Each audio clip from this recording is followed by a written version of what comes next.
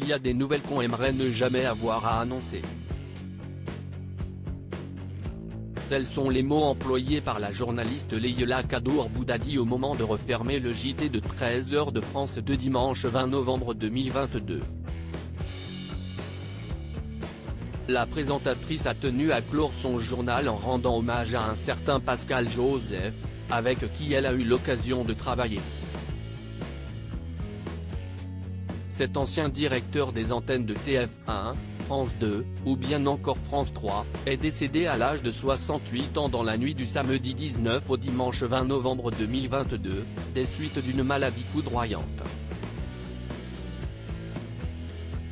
On a appris la disparition de Pascal Josèphe, un grand monsieur de la télévision, a souligné celle qui officie également aux côtés de Nagui dans l'émission quotidienne de France Inter La Bande Originale.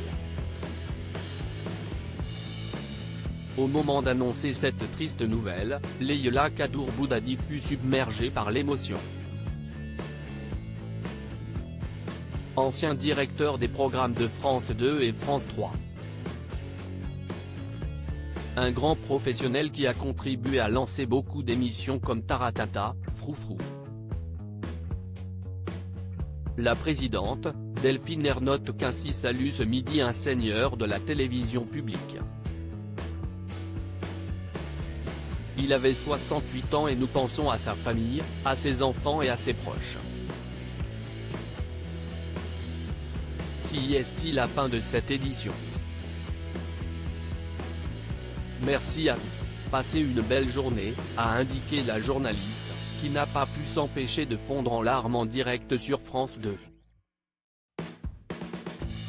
De son côté, la présidente de France Télévisions, Delphine Ernotte qu'ainsi, a publié plus tôt dans la matinée un communiqué dans lequel elle saluait la mémoire d'un seigneur de la télévision publique qui en avait fait sa passion et a toujours su traduire en actes sa haute idée du service public avec toujours une envie d'être utile à tous les Français. Pour mémoire, Pascal Josèphe a marqué l'histoire de la télévision française tout au long de sa carrière. Pascal Josèphe a contribué au lancement de Droit de réponse, Taratata, Le Cercle de Minuit, Froufrou et Bas les Masques. Il était l'une des rares personnes à pouvoir se targuer d'avoir dirigé les programmes de TF1, La 5, France 2 et France 3.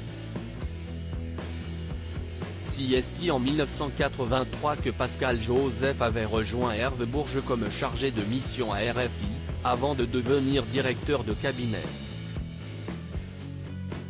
Il a par la suite suivi ce dernier à la présidence de TF1 comme directeur de la programmation. Un poste qu'il quittera suite à la privatisation de la première chaîne en 1987. Il est ensuite appelé à la direction générale de l'antenne de la 5 par Jean-Luc Lagardère. Plus tard, il collaborera de nouveau avec Hervé Bourges, lorsque ce dernier fut nommé président de France Télévisions. Au sein du groupe audiovisuel public, Pascal Josèphe a piloté le lancement de nombreuses émissions sur les différentes antennes de France Télévisions. Durant sa carrière télévisuelle, il a contribué au lancement d'un grand nombre de programmes cultes tels que Droit de réponse, Taratata, Le Cercle de Minuit, Froufrou, Bas les Masques, Géopolis, ou bien encore la série L'Insti. Après avoir quitté les rangs de France Télévisions, il est devenu le principal conseiller et stratège de plusieurs producteurs, mais aussi de nombreuses chaînes. Il a ainsi continué à nourrir sa vision résolument humaniste du petit écran.